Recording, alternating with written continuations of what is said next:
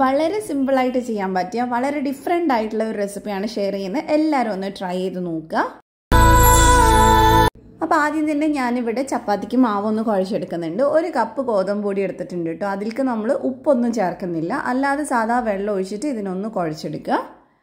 ഇങ്ങനെ ചെയ്യുന്ന സമയത്ത് പെർഫെക്റ്റ് ആയിട്ട് നമുക്കിത് ചെയ്തെടുക്കാൻ പറ്റുക കേട്ടോ. അപ്പോൾ ബാക്കി കാര്യങ്ങളൊക്കെ നമുക്ക് വീഡിയോ കാണുമ്പോൾ മനസ്സിലാവും. അപ്പോൾ നന്നായിട്ട് നമ്മളിത് കുഴച്ചെടുത്തിട്ടുണ്ട്. ഇനി നമുക്ക് ഇതിനകത്തോട്ടൊരു 3 കപ്പ് വെള്ളം വേണം കേട്ടോ. അപ്പോൾ ആ 3 കപ്പ് വെള്ളം നമുക്ക് ഒഴിച്ചിട്ട് ഇതിനൊന്ന് കുതിർത്തി വെക്കണം. അപ്പോൾ ഞാനിത് 1 മണിക്കൂറൊന്ന് മാറ്റി വെക്കുന്നുണ്ട്. അതിനുശേഷം നമുക്കിതെടുത്തിട്ട് നന്നായിട്ടൊന്ന് പിഴിഞ്ഞെടുക്കാം. അപ്പോഴേക്ക് ഈ മാവ് നന്നായിട്ട് സോഫ്റ്റ് ആയിട്ടുണ്ടാവും. നിങ്ങൾക്ക് വെക്കാൻ പറ്റുമെങ്കിൽ 2 മണിക്കൂറോളം വെക്കാം കേട്ടോ. അപ്പോൾ നന്നായിട്ട് ഇങ്ങനെ പിഴിഞ്ഞെടുക്കാം. അപ്പോൾ ഈ ഒരു ഗോതമ്പിൻ്റെ പാല് മുഴുവൻ നമുക്ക് ഇങ്ങനെ ചെയ്യുന്ന സമയത്ത് പെർഫെക്റ്റ് ആയിട്ട് കിട്ടും.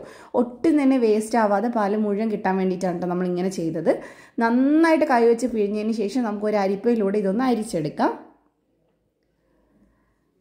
അപ്പോൾ ബാക്കി വരുന്ന സംഭവം നമ്മൾ ഒന്നും കൂടി നന്നായിട്ടൊന്ന് കൈവച്ചിട്ടൊന്ന് പിഴിഞ്ഞെടുക്കുക. അപ്പോൾ ഇത് ഇത്രയും സാധനമാണ് ബാക്കിയായത്. നമുക്ക് ബാക്കി മുഴുവൻ പാലായിട്ട് കിട്ടിയിട്ടുണ്ട് കേട്ടോ.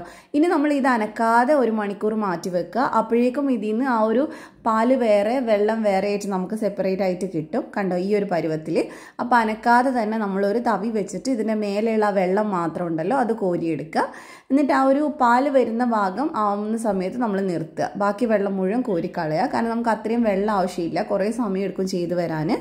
അപ്പോൾ അത് മുഴുവൻ കോരി മാറ്റിയതിന് ശേഷം ഇതിലേക്ക് ഞാൻ 1 കപ്പ് പശുവും പാൽ ചേർക്കുന്നുണ്ട്. തേങ്ങാപ്പാൽ ഉണ്ടെങ്കിൽ അതാണ് ഏറ്റവും ബെസ്റ്റ്, അല്ലെങ്കിൽ മാത്രം പശുവും പാൽ ചേർത്ത് കൊടുക്കുക. നന്നായിട്ട് മിക്സ് ചെയ്ത് ഞാൻ മാറ്റി വെച്ചിട്ടുണ്ട്. അപ്പോൾ നമുക്ക് പാലെല്ലാം റെഡി ആയിട്ട് കിട്ടിയിട്ടുണ്ട്. ഇനി നമുക്കിത് ചെയ്ത് തുടങ്ങാം കേട്ടോ. അപ്പോൾ നമ്മൾ ഇന്ന് ഉണ്ടാക്കുന്നത് വളരെ ടേസ്റ്റി ആയിട്ടുള്ള ഒരു ഗോതമ്പ് ഹൽവയാണ്. അപ്പോൾ അതിനുവേണ്ടി ഞാൻ ഇവിടെ ഒരു ഫ്രൈ പാനിൽ ഇത് ഒഴിച്ചു കൊടുക്കുന്നുണ്ട്. ഇനി നമുക്കിതൊന്ന് മീഡിയം ഫ്ലെയിമിൽ വെച്ചിട്ട് ഒന്ന് ചൂടാക്കിയെടുക്കാം. അപ്പോൾ ചൂടായി വരുമ്പോൾ തന്നെ പെട്ടെന്ന് ഇതൊന്ന് കുറുകി തുടങ്ങും കേട്ടോ. കാരണം നമ്മൾ ഇതിൽ അധികം വെള്ളമൊന്നും ചേർത്തിട്ടില്ല. അപ്പോൾ ഇത് കുറുകി തുടങ്ങിയിട്ടുണ്ട്. കട്ടയായിട്ട് വന്നാലും കുഴപ്പമില്ല, നന്നായിട്ട് ഇളക്കി കൊടുത്താൽ മതി.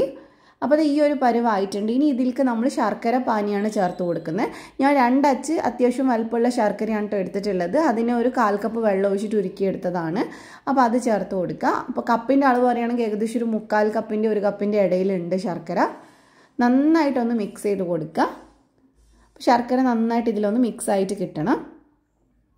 അപ്പോൾ ഇത് നന്നായിട്ട് മിക്സ് ആയിട്ടുണ്ട്. ഇതിപ്പോൾ ഇങ്ങനെ ഡ്രൈ ആയി തുടങ്ങിയിട്ടുണ്ട് കേട്ടോ. ഇനി നന്നായിട്ട് ഇത് പാനിൽ നിന്ന് വിട്ട് വരുന്ന അത്രയും സമയം നമ്മളൊന്ന് വേവിച്ചെടുക്കണം. അപ്പോൾ ഇടയ്ക്ക് ഞാൻ നെയ്യൊന്ന് ചേർത്ത് കൊടുക്കുന്നുണ്ട്. ഒരു 3-4 സ്പൂണ് നെയ്യ് ചേർത്ത് കൊടുത്താൽ മതി, അത്രേ വേണ്ടി വരുള്ളൂ. അപ്പോൾ ഇടയ്ക്കിടയ്ക്കായിട്ട് അത് ചേർത്ത് കൊടുക്കുക. മുഴുവൻ ഒരുമിച്ച് ചേർക്കരുത്. ഇതിൻ്റെ കളറൊക്കെ നന്നായിട്ട് മാറി വരുന്നുണ്ട്. ഈ സമയത്ത് ഞാൻ കുറച്ച് അണ്ടിപ്പരിപ്പ് ചേർത്ത് കൊടുക്കുന്നുണ്ട്.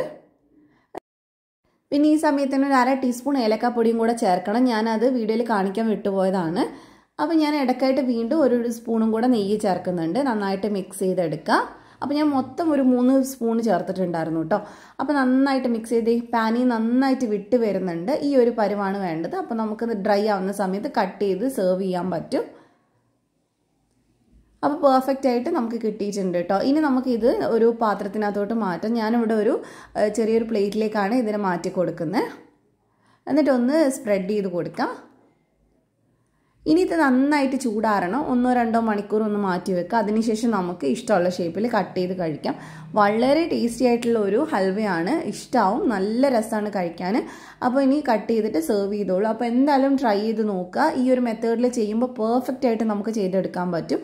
അപ്പോൾ നിങ്ങൾക്ക് റെസിപ്പി ഇഷ്ടമായിട്ടുണ്ടെങ്കിൽ ധ്യാൻസ് കണ്ണൂർ കിച്ചൻ സബ്സ്ക്രൈബ് ചെയ്യുക. അഥവാ ഫേസ്ബുക്കിലാണെങ്കിൽ പേജ് ഫോളോ ചെയ്യാം. മറ്റൊരു വീഡിയോ ആയിട്ട് കാണാം. താങ്ക്